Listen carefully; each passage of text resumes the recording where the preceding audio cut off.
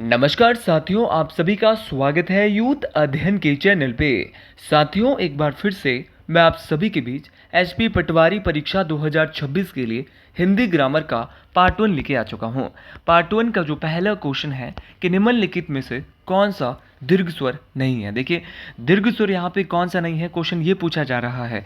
तो साथियों, ई भी एक दीर्घ स्वर है, ए भी दीर्घ स्वर है और आ भी दीर्घ स्वर है। लेकिन अगर बात करें छोटे ऊ की, तो छोटा ऊ आपका दीर्घ स्वर नहीं है। तो ऑप्शन नंबर बी यहाँ पे बिल्कुल सही हो जाएगा।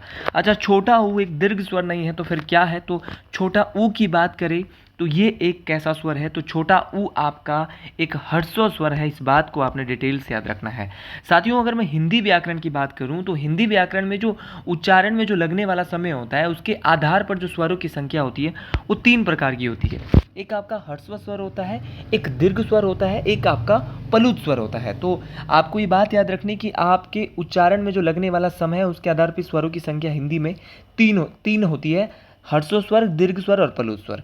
साथियों, आपकी दीर्घ स्वर क्या होता है, सबसे पहले इनकी बात करते हैं। तो दीर्घ स्वर होते हैं जिन स्वरों के उच्चारण में ह्रस्वों से क्या है आपका 2 गुना समय लग जाए, मतलब कि 2 मात्राओं का समय लगता है, तो उन्हें दीर्घ स्वर बोलते हैं। भाई, दीर्घ स्वरों की संख्या 7 होती है।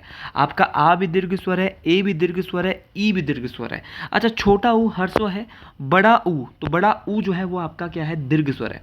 बड़ा ऊ के अलावा आपका ए, ये भी दीर्घ स्वर है, खाली ए भी दीर्घ स्वर है, आपका ओ भी दीर्घ स्वर है, ओ भी और आ भी, ठीक है, और आऊ, ये सारे के सारे क्या है? दीर्घ स्वर है। आपको आने वाला जो आपका पेपर होगा उसके लिए डिटेल से याद रखना। ई हो गया, ए हो गया, आई हो गया, बड़ा ऊ हो गया, ए हो गया। तो टोटल जो है वो 7 दीर्घ स्वर हिंदी में होते हैं।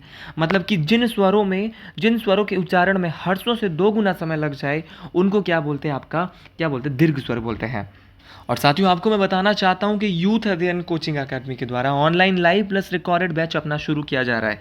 ये क्रैश कोर्स आपके अगले मंडे से शुरू हो रहा है। तो जो भी साथी मेरा भाई बहन हमारे क्रैश कोर्स के साथ जुड़ना चाहता है तो आप 7876145409 लाइव प्लस रिकॉर्डेड क्लासेस 45409, ये हमारा कॉन्टैक्ट नंबर रहने वाला है। इस नंबर पे आप कॉन्टैक्ट करके हमारे बैच का हिस्सा बन सकते हैं। साथियों, ये बैच आपके लिए बहुत बेहतर बैच रहने वाला है। 5 से 6 टीचर, पैसा कमाना बहुत बड़ा मकसद नहीं है, 5 से 6 टीचर इस बैच में आपको पढ़ाने वाले हैं। तो ज़रूर एक बार आप ज्वाइन करिए, एक बार डेमो देखिए। आप बाकियों को भी 10 आदमी को बोलेंगे कि नहीं, यहाँ पे बहुत अच्छा पढ़ाया जाता है। तो एक बार ज़रूर भरोसा करके ज्वाइन करिए। बहुत बेस्ट बैच आपका रहने वाला है। Live plus recorded classes, weekly handwritten notes और साथ में आपको फ्री नोट्स मैंने जो हाथ से बना रखे मेहनत करके वो आपको देने वाला हूँ। दूसरी ओर आपके मन में आ रहा होगा कि सर ह्रस्व स्वर क्या होता है?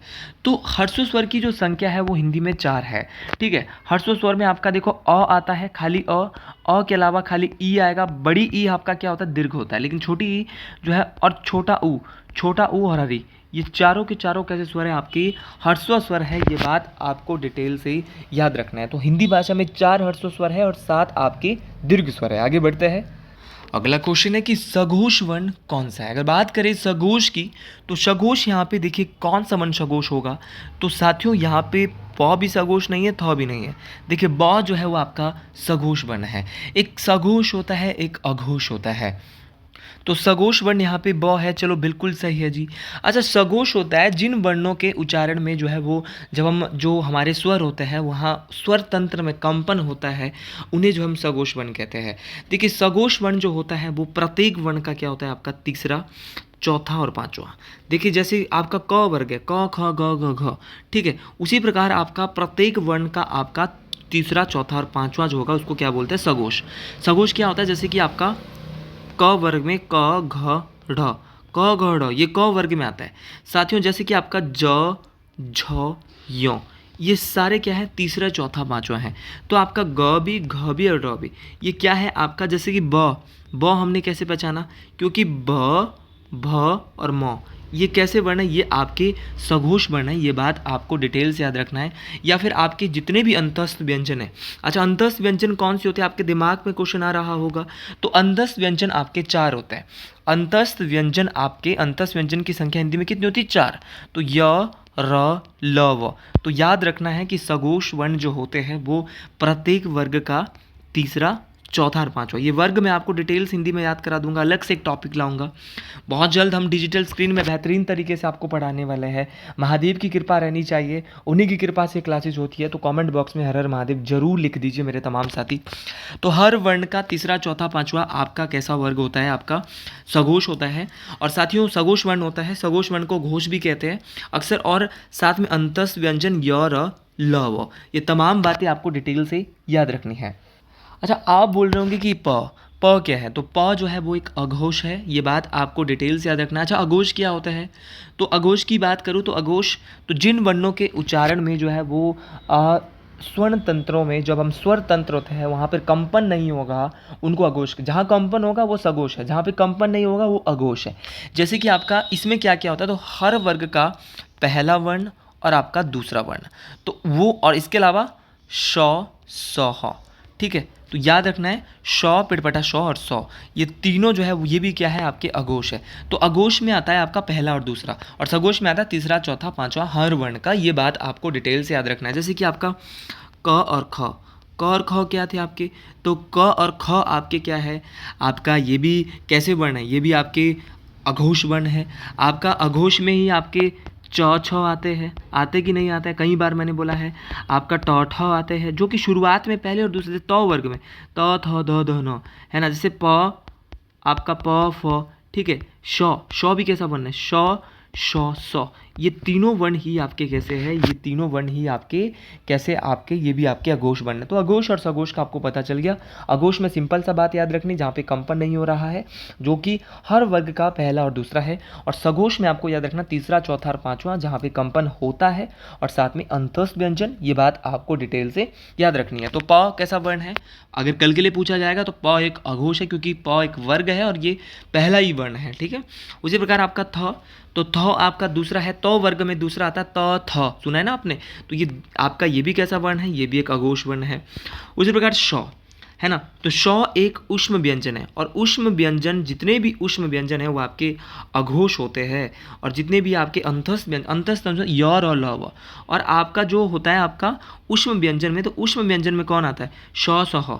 तो ये आपका जो है वो सब क्या आता है आपके? ये भी आपके अघोष वर्ण में आता है। तो ये आपको डिटेल से समझ आ गया होगा। अगले क्वेश्चन की ओर बढ़ते हैं। अगला क्वेश्चन इसी प्रकार से महत्वपूर्ण होने वाला है। क्वेश्चन बोल रहा है कि आपका मनोहर शब्द में संधि है। देखिए, मनोहर शब्द में जो संधि है वो कौन सी है? तो मनोहर शब्द में आपकी कौन सी संधि है? तो मनोहर तो मन, अगर इसकी संधि भी करने को आई तो मन विसर्ग आपका आएगा, तो मन विसर्ग जमा हर, ठीक है। तो मनोहर, तो इसमें विसर्ग संधि है भाई, क्योंकि जब भी किसी मतलब कि आपको याद रखना है कि मनोहर शब्द में जो है वो मन विसर्ग जमा हर है। साथियों, ये विसर्ग संधि का नियम यहाँ पे लागू हो रहा है। साथियों, अगर मैं बात करूँ, अब ऑप्शन में यहाँ पे बहुत सारी संधि दे रखी, जैसे कि आपकी स्वर संधि यहाँ पे दी है। विसर्ग भी समझाऊंगा, लेकिन ये तो जो मनोहर है, मनोहर का बनता है मन विसर्ग, मन जमा विसर्ग हर, ठीक है। तो ये बनेगा मनोहर। अच्छा, स्वर संधि क्या होती है? तो जिन स्वरों में जो दो स्वरों के मेल के विकार से उत्पन्न होती है उनको स्वर संधि बोलते हैं। जैसे कि आपका देव प्लस आल्य, तो देवाल्य, मतलब कि यहाँ पर विसर्ग का जो है वो मेल हो रहा है, इसीलिए क्या है? स्वर संधि नहीं है। याद रखना है कि यहाँ पर क्या है? आपका विसर्ग का मेल हो रहा है। जैसे कि आपका यहाँ पे आपका ये व्यंजन संधि क्या होती है साथियों? व्यंजन संधि जो होती है, जो व्यंजन का जो जब स्वर के साथ मेल होता है, जैसे कि वाक, तो वाक जमा ईश, ठीक है। तो ये तो स्वर है ही तो, और क क्या है? व्यंजन है। तो जब आपका व्यंजन के साथ स्वर का, व्यंजन के साथ या व्यंजन का मेल हो जाए या स्वर का मेल हो जाए, तो उसी को भी व्यंजन संधि बोलते हैं। अच्छा, दीर्घ संधि क्या होती है? तो यह एक स्वर संधि का ही भेद होती है, जो ये बात आपको डिटेल से याद रखनी है, ठीक है। आगे बढ़ते हैं। अगला क्वेश्चन यहाँ पे बोल रहा है कि कौन सा अनुच्छेद हिंदी को राजभाषा के रूप में मान्यता देता है? तो कौन सा अनुच्छेद है भारतीय संविधान का? तो देखिए, भारतीय संविधान का अनुच्छेद नंबर 343, ऑप्शन नंबर सी यहाँ का भी लेके चलिए। 343 का जो एक है ना, वो बोलता है कि संघ की जो राजभाषा है वो हिंदी है, और उसकी लिपि का नाम क्या है? देवनागरी है। हिंदी भाषा की लिपि देवनागरी है और संघ की राजभाषा हिंदी होगी, ये बोला है 343 के एक में। ये बात आपको डिटेल से याद रखना है। साथियों, ये बात आपको याद रखना है कि संविधान जब लागू हुआ 26 जनवरी 1950 को, तो उसके 1950 के बाद 15 वर्षों तक अंग्रेजी भाषा का प्रयोग भी सरकारी कार्यों के लिए यहाँ पे उस समय अनुमति दे दी गई थी कि अंग्रेजी को यहाँ पे लाया जाए। अब अनुच्छेद 344 आपको 343 आपको पता चल गया, 343 के एक में हिंदी को राजभाषा है और ऑप्शन नंबर सी यहाँ पे बिल्कुल सही हो जाएगा। लेकिन 344 में क्या है, तो 344 में है कि राजभाषा के संबंध में आयोग या संसद की समिति के गठन से संबंधित है। मतलब कि इसमें हर 5 या 10 साल में राजभाषा आयोग का गठन यहाँ पे किया जाता है इस आर्टिकल के तहत। तो तमाम बातें आपको डिटेल से याद रखना है। अच्छा, 345 में राज्यों की जो राजभाषा है वो राज्यों की जो राजभाषा या राजभाषाएं हैं वो संबंधित है राज्यों की, ठीक है। तो ये बात आपको डिटेल से याद रखना है। और 351 में क्या दिया है तो मैं थोड़ा थोड़ा आपको बता देता हूँ, क्योंकि ये सब जो है वो भाषा से संबंधित है, हिंदी भाषा से। हिंदी भाषा के विकास के लिए ये अनुच्छेद विकास क्या देता है, एक ऑर्डर देता है, एक निर्देश देता है। और ये जो है वो जो हमारी सेंट्रल गवर्नमेंट है उनको कर्तव्य बनता है उनका कि वो हिंदी भाषा का प्रसार कैसे बढ़ाए, उसका विकास कैसे करें, ताकि भारत की जो मिली जुली संस्कृति है वो सभी तत्वों के अभिव्यक्ति के माध्यम बन सके। तो ये तमाम बातें आपको डिटेल से याद रखना है। और साथियों, हिंदी दिवस हर साल कब मनाया जाता है, राष्ट्रीय हिंदी दिवस, तो ये पता होना चाहिए। तो 14 सितंबर को हर वर्ष यहाँ पे राष्ट्रीय हिंदी दिवस मनाया जाता है और ये इसकी शुरुआत हुई थी 14 सितंबर 1949 से। तो 14 सितंबर 1949 से राष्ट्रीय हिंदी दिवस की जो है वो संविधान सभा ने हिंदी को जो है वो आधिकारिक राजभाषा के रूप में स्वीकार भी किया था। चलिए अगले क्वेश्चन की ओर बढ़ते हैं। देखिए, मैं डिटेल से ज़रूर बता रहा हूँ, लेकिन ये आपके लिए बहुत फायदेमंद रहने वाला है। अगले क्वेश्चन की ओर बढ़ते हैं कि उल्लास शब्द का विलोम क्या है। साथियों, उल्लास शब्द का विलोम यहाँ पे पूछा गया। तो उल्लास शब्द का जो विलोम है वो आपका विषाद है। ऑप्शन नंबर यहाँ पर जो सही हो जाएगा वो आपका बी सही हो जाएगा। देखिए, उल्लास का जो अर्थ होता है वो अत्यधिक खुशी होता है, आनंद होता है, या प्रसन्नता होती है, या आपका उमंग होता है। तो इसका जो विलोम है वो विषाद भी हो सकता है। ऑप्शन नंबर बी यहाँ पे बिल्कुल सही हो जाएगा। तो विलोम का मतलब इसका मतलब उल्टा है ना। तो विषाद का मतलब होता है कि गहरा दुख या किसी को शोक लगा हो, मन में उदासी हो। तो खुशी का जो सबसे सटीक जो उल्लास तो खुशी का हुआ है ना, तो उसका सटीक जो हो सकता है वो आपका विषाद हो सकता है। अब हर्ष क्यों नहीं है, क्योंकि हर्ष का मतलब तो खुशी आनंद होता है ना, कि उल्लास के बराबर ही हुआ इसका क्या है, पर्यायवाची है। कष्ट का मतलब होता है शारीरिक या मानसिक पीड़ा, मतलब कि तकलीफ देना। तो मुख्य रूप से ये सुख या विराम मतलब कि विराम का क्या है, मतलब आराम का विलोम होता है, ठीक है। उसी प्रकार आपका नैराश्य का मतलब होता है निराशा, है ना। तो ये शब्द आशा का सटीक विलोम हो सकता है, ना कि आपका उल्लास का। तो उल्लास का होगा विषाद। ऑप्शन नंबर बी यहाँ पे बिल्कुल सही हो जाएगा। चलिए जी अगले क्वेश्चन की ओर बढ़ते हैं। देखिए, हिंदी की जो मैं आपके बीच ये सीरीज़ ला रहा हूँ, वैसे मैं हिंदी खुद नहीं पढ़ाता अपने बैच में, हमारे बैच में मैम हिंदी पढ़ाते हैं, बहुत ज़बरदस्त हिंदी वो पढ़ाते हैं। तो आपके लिए बहुत बेहतरीन हमारा बैच रहने वाला है। लेकिन साथियों, अगर आप भी एक बेहतरीन बैच की तैयारी, एक बेहतरीन लास्ट के समय में तैयारी करना चाहते हो, तो आप निरंतरता बना लीजिए अपने तैयारियों में। चाहे आप खुद सेल्फ स्टडी कर रहे हो, अगर आप कोचिंग नहीं लेना चाहते या आप खुद पढ़ना चाहते हैं तो आप खुद भी पढ़ सकते हैं, ऐसा कुछ नहीं है। लेकिन कोचिंग लेने से आपको थोड़ा बहुत, हमारी कोचिंग में अगर आप आएंगे तो हम आपके कंटिन्यूटी बढ़ाएंगे, बेहतरीन तरीके से आपकी क्लासेज होने वाली लास्ट के दिनों में। हर एक टीचर आप पे बहुत अच्छे से ध्यान देगा। साथियों, स्रोत और स्रोत शब्द का जो है वो सही युग्म यहाँ पे चुनना है, सही युग्म का सही विकल्प चुनिए। तो स्रोत और स्रोत, ठीक है, ये आपको यहाँ पे पकड़ना है। तो यहाँ पे जो राइट आंसर हो जाएगा वो हमारा हो जाएगा ऑप्शन नंबर ए, उद्गम और स्तुति। तो उद्गम और स्तुति हमारा यहाँ पे जो है वो बिल्कुल सही मुझे लग रहा है, क्योंकि यहाँ पे जो स्तुति जो है वो क्या है, उद्गम और स्तुति। देखिए साथियों, उद्गम और स्तुति ये सही क्यों हो रहा है, क्योंकि जो स्रोत का अर्थ है वो उद्गम होता है, ठीक है। स्रोत का अर्थ क्या होता है, आपका उद्गम होता है, और जो स्रोत होता है उसका अर्थ स्तुति होता है, स्तोत्र। तो स्तोत्र का मतलब स्तुति, और आपका जो स्रोत है उसका मतलब उद्गम है। तो मुझे ये बिल्कुल सही लग रहा है। अच्छा, चोरी और मृग क्यों नहीं है, क्योंकि जो मृग है यह गलत क्यों है, क्योंकि चोरी का संबंध शौर्य या चौर्य से हो सकता है और मृग का हिरण से हो सकता है। तो ये मुझे नहीं लग रहा है कि ये सही होगा, ये गलत है। अच्छा, सोना या तालाब आपको कैसे पकड़ना था, तो सोना जो है स्वर्ण और तालाब मतलब तड़ाग, तो ये भी बिल्कुल गलत है। हृदय मतलब कि हृदय और हंसी, ये तो पूरी तरह से मिल ही नहीं रहा है इसके साथ। तो मुझे यही लग रहा है स्रोत बोले तो आपका ये हो जाएगा आपका, तो स्रोत बोले तो आपका क्या, स्रोत बोले तो आपका उद्गम, और आपका अगर बोले आपका क्या स्तोत्र, तो वो आपका क्या है स्तोत्रा, जो बनेगा वो बनेगा स्तुति। अगले क्वेश्चन की ओर बढ़ते हैं। अगला क्वेश्चन इससे भी इंपॉर्टेंट रहने वाला है। मैं डिटेल से आपको ज़रूर बता रहा हूँ, लेकिन मेरा अब यही प्रयास है मैं कि आपको अच्छे से अच्छा बताऊँ, बेहतर बताऊँ, ताकि आपको बहुत अच्छे से समझ आ जाए। अच्छा, यहाँ पे क्वेश्चन ये बोला जा रहा है कि आपका जो है वो निम्नलिखित में से उत्क्षिप्त व्यंजन कौन सा है। तो उत्क्षिप्त व्यंजन होता है मतलब आपका एक और से, उत्क्षिप्त का मतलब होता है कि उसका अर्थ होता है, उत्क्षिप्त का एक बार नॉर्मल क्वेश्चन पूछा गया था पेपर में हिंदी में ही कि उत्क्षिप्त का शाब्दिक अर्थ होता है, तो इसका मतलब होता है फेंका हुआ, एक और से मतलब कि उत्क्षिप्त व्यंजन वो व्यंजन व्याकरण में होते हैं जब हम जिन व्यंजनों के उच्चारण में जीभ को जो है वो ऊपर उठाकर जो है वो मतलब कि वो जो हमारा तालु होता है ना, हमारा मुर्दा होता है, मुर्दा को छूती है या फिर झटके के साथ नीचे की ओर गिरती है, तो उसको हम क्या बोलते हैं, उत्क्षिप्त व्यंजन। साथियों, उत्क्षिप्त व्यंजन जो है इनको ना एक और नाम दिया है द्विगुण व्यंजन।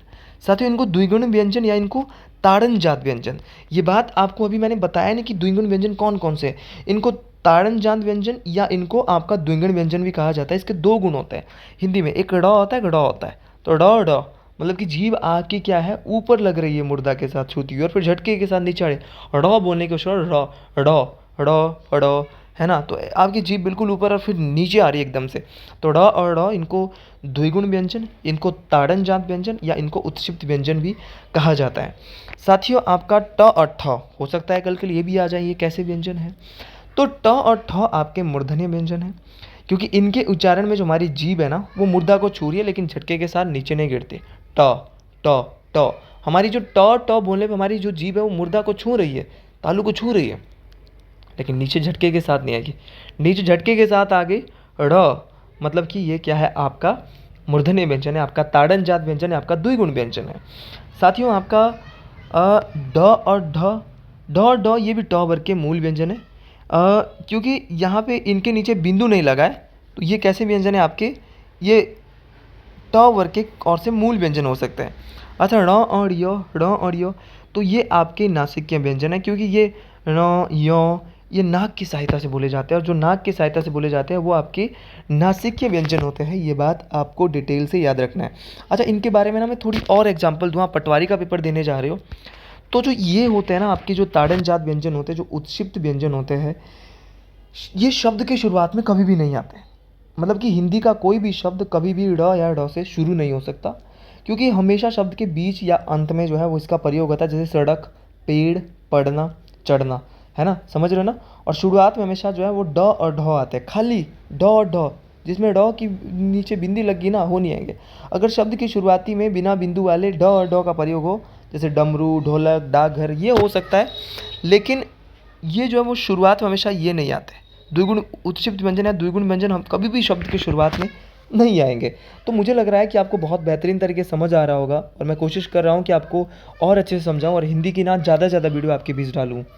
अगला क्वेश्चन है कि अलग या पृथक होने का भाव निम्न में से किसकी विशेषता है। तो अलग या पृथक होने का जो भाव है, आप सभी को मैंने कई बार अपनी पुरानी भी कुछ वीडियो में समझाया है। जब भी कारक आते हैं, वैसे जो हिंदी भाषा में जो कारक है वो एक नहीं होता, कारक की संख्या बहुत सारी है, लेकिन अभी बात कर रहे हैं कि जब अलग होने का, जिस कारक में अलग होने की बात हो रही हो या पृथक होने का जो भाव है वो आपका कैसा है, तो वो आपका अपादान कारक होगा। हमेशा याद रखना, बहुत बार आता है ये पेपर में। अब अपादान कारक को आप कैसे समझेंगे, कैसे पता करेंगे, तो अपादान कारक का जो विभक्ति चिन्ह होता है वो से होता है।